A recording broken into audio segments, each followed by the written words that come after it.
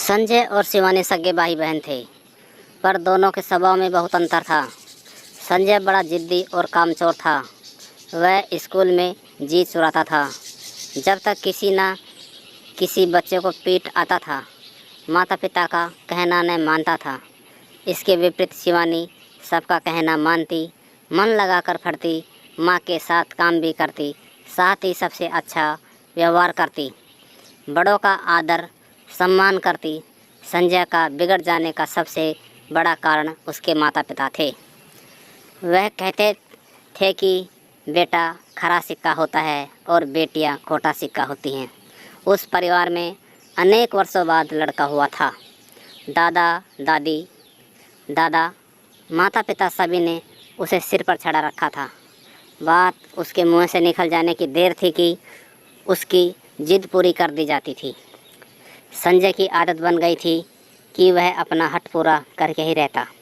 यदि सीधे सीधे काम ना बनता तो वह रोने लगता या अपने पैर पटकता। शुरू में तो वह बच्चा था, बड़ा होने पर अपने आप समझदारी आ जाएगी, यह सोचकर उसके माता पिता ने उसकी हरकतों पर ध्यान नहीं दिया। पर बड़ा होने पर संजय उसके लिए बहुत ही बड़ा समस्या बन गया। पढ़ाई लिखाई में उसका बिल्कुल मन ना लगता। एक कक्षा में वह 3-4 वर्ष तक पढ़ा रहता, तभी उसे जैसे तैसे उत्तीर्ण किया जाता था। वह सारे दिन खेलता, बच्चों को मारपीट करता। उसके माता पिता समझा कर थक गए कि वह मन लगाकर पढ़े। उस पर कोई असर नहीं होता। उसके सामने पुस्तक खुली रहती और वह इधर उधर देखता रहता। घर पर पढ़ाने के लिए अलग अलग तरह के शिक्षक की नियुक्ति भी की गई, पर वह भी सब बेकार। बच्चा ही ना पढ़े तो शिक्षक भी क्या कर सकता है। अब संजय के पिता उसके लिए बड़े ही चिंतित रहते। वह चाहते थे कि थोड़ा बहुत तो पढ़ जाए, जिससे बड़ा होकर अपना जीविका निर्वहन कर सके। अब वह 16 वर्ष का हो चुका था। उसकी मूछें निकलने लगी थी, पर अभी वह भी 6ठी कक्षा में ही था। उसे 2 वर्ष छोटी शिवानी अब 10वीं कक्षा में आ गई थी। शिवानी पढ़ने में होशियार थी। स्कूल से भी उसे कोई न कोई पुरस्कार मिलता ही था। माता पिता ने बेटी की सदा उपेक्षा की, पर उसके गुण उन्हें आकर्षित करने लगे। वह शिवानी की प्रशंसा करते तो संजय चिढ़ जाता और किसी न किसी बहाने से शिवानी को तंग किया करता था, उसे मारता था। शिवानी इसे भी चुपचाप से सह जाती, कभी भी माता पिता से भाई की शिकायत नहीं की। वह जानती थी कि अंत में भाई का ही पक्ष लेंगे। समय के साथ साथ संजय और शिवानी दोनों बच्चे बढ़ते गए। संजय के साथी भी उसके जैसे थे, पढ़ाई से जी चुराते थे, इधर उधर उधम मचाने वाले। संजय ने उसके साथ रहकर सिनेमा देखना, पान खाना, सिगरेट पीना, नारेबाजी, हुल्लड़बाजी, यह सब काम सीख लिए। पढ़ने वाले बच्चे सदा संजय और उसके साथियों से दूर ही रहना पसंद करते थे, क्योंकि किसी से भी झगड़ा मारपीट करना आदि इनके बाएं हाथ का खेल था। एक बार छात्र संघ चुनाव पर संजय और उसके साथियों ने विद्यालय में खूब हुड़दंग मचाया, तोड़फोड़ की, मारपीट की। परिणाम यह हुआ कि प्राचार्य जी ने उसे क्रोधित होकर विद्यालय से निकाल दिया। संजय के पिता ने बहुत प्रयास किया, पर उसे विद्यालय में फिर से प्रवेश नहीं मिला। अन्य दूसरे विद्यालय में भी अनुशासनहीनता की रिपोर्ट के कारण उसे दोबारा दाखिला नहीं दिया गया। परिणाम यह हुआ कि अब संजय को घर ही बैठना पड़ा।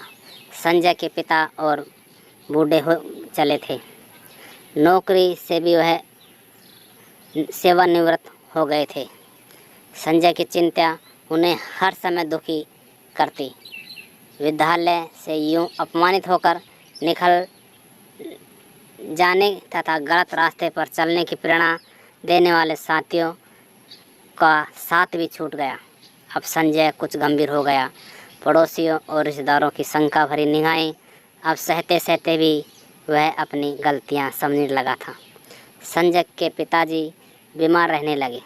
एक दिन उन्होंने संजय को अपने पास बुलाया और कहा, देखो संजय, आज तक तुमने मेरी बात अधिकतर यूं ही अनसुनी कर डाली है और उसका फल भुगत रहे हो। अब मैं अंतिम बार तुमसे कुछ कहने का प्रयास कर रहा हूँ। यूं बेकार घर बैठे या घूमने से क्या लाभ होगा? यदि तुम चाहते हो तो मैं तुम्हें छोटी सी दुकान खुलवा दूँगा। अब तो मैं बूढ़ा हो गया हूँ, कभी भी भगवान के घर से बुलावा आ सकता है। नौकरी के समय जो थोड़ा बहुत पैसा बचाया है उससे शिवानी की शादी भी करवानी है। हमारे पास ना अपना मकान है, ना ही कोई संपत्ति। मैंने तुम बच्चों के लिए ही सारा पैसा खर्च कर दिया है। ना जाने कितने अरमान से तुम्हें पाला था। कहते कहते संजय के पिता की आंखों से आंसू बहने लगे, पर शीघ्र ही उन्होंने अपने आप पर नियंत्रण कर लिया और फिर से गंभीरतापूर्वक कहने लगे, तुम अच्छे प्रकार से सोच समझकर 2-4 दिन में अपना निर्णय मुझे बता देना। कहीं ऐसा ना हो कि मेरे जाने के बाद तुम दाने दाने के मोहताज हो जाओ। यह कहकर संजय के पिता ने करवट बदल ली। संजय की आंखों के आगे अपने भविष्य का चित्र नाच उठा। उसे पिताजी की बातों में आज पहली बार सच्चाई दिखी। उसने दूसरे दिन ही पिताजी को कह दिया कि वह दुकान खोलने के लिए तैयार है। संजय के पिता ने थोड़ी पूंजी लगाकर उसके लिए छोटी सी दुकान खुलवा दी। साथ ही यह भी कह दिया कि उसके पास जो भी धन था वह उन्होंने लगा दिया है। संजय को लाभ हानि सहने के लिए स्वयं तैयार रहना होगा। अब संजय सारे दिन अपनी छोटी सी दुकान पर बैठा रहता। उसकी समझ में यह बात भी आ गई थी कि धन कमाना कितना कठिन है। फटने के समय पिता का धन बिगाड़ने का उसे अब अधिक दुख हुआ था। शिवानी सदैव अच्छे अंकों से उत्तीर्ण होती गई। वह बैंक की प्रतियोगिता परीक्षा में बैठी और वहाँ भी उत्तीर्ण हो गई। साथ ही साथ बूढ़े माता पिता का हाथ बटाने लगी। घर के खर्च की कुछ जिम्मेदारी उसने अपने ऊपर ही ली और उसने अपने माता पिता की चिंता भी दूर कर दी। अब माता पिता, पड़ोसी, रिश्तेदार सभी शिवानी की प्रशंसा करते थकते नहीं थे। शिवानी ने बैंक मैनेजर के रूप में कुशलता से अपना काम करते हुए अधिकारियों और सहकर्मियों में अपने ही सम्मानपूर्वक अपना स्थान बना लिया। एक बार शिवानी के यहाँ कार्य की परीक्षण के लिए क्षेत्राधिकारी आए और शिवानी का शील स्वभाव, कार्यकुशलता तथा व्यवहार से मुग्ध हो उठे। उन्होंने शिवानी के घर का पता पूछा और दूसरे दिन उसके पिताजी के पास जाकर अपने इंजीनियर पुत्र के लिए उसे वधू बनाने की इच्छा व्यक्त की। इनकी बातें सुनकर शिवानी के पिता प्रसन्नता से गदगद हो उठे। उनकी आंखों से आंसू बहने लगे और मुँह से अनायास ही निकल पड़ा, बेटी तो खरा सिक्का निकली और बेटा खोटा सिक्का। शिवानी के ससुराल वालों की इच्छा अनुसार जल्द ही सादगीपूर्वक समारोह में उनका विवाह हो गया। अब घर की जिम्मेदारी पूरी तरीके से संजय पर आ गई थी। पिता की पेंशन घर का खर्च चलाने के लिए पर्याप्त नहीं थी। संजय भी अब गंभीर हो गया था।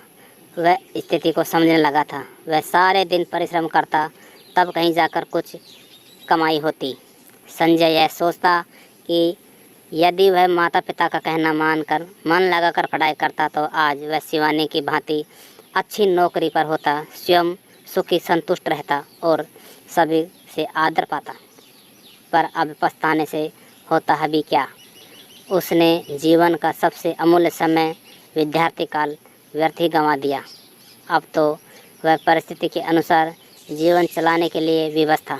उसे बार बार रामचरितमानस की यह पंक्ति याद आती, का वर्षा जब कृषि सुखाने, समय चूकी पुनि का पछताना। सच है, बचपन से किशोरावस्था तक का समय भी भविष्य को उज्जवल बनाने वाले गुण और शिक्षा प्राप्त करने का समय है। इसे यूं ही निकम्मेपने गंवा देने पर जीवन भर कष्ट को सहना और असंतुष्ट जीवन बिताते हुए पछताना ही शेष रह जाता है। अच्छे बच्चे पूरी तमन्ना से आगे फटते हैं, बढ़ते हैं और ऊंचा उठने का प्रयास करने में जुटे रहते हैं। तो दोस्तों, इस कहानी से हमें शिक्षा मिलती है कि हमें विद्यार्थी काल को बहुत ध्यानपूर्वक बिताना चाहिए। इधर उधर बातों में, गलत कामों में नहीं व्यर्थ करना चाहिए, अन्यथा हमें इस काल के बीत जाने के बाद बहुत पछताना पड़ेगा।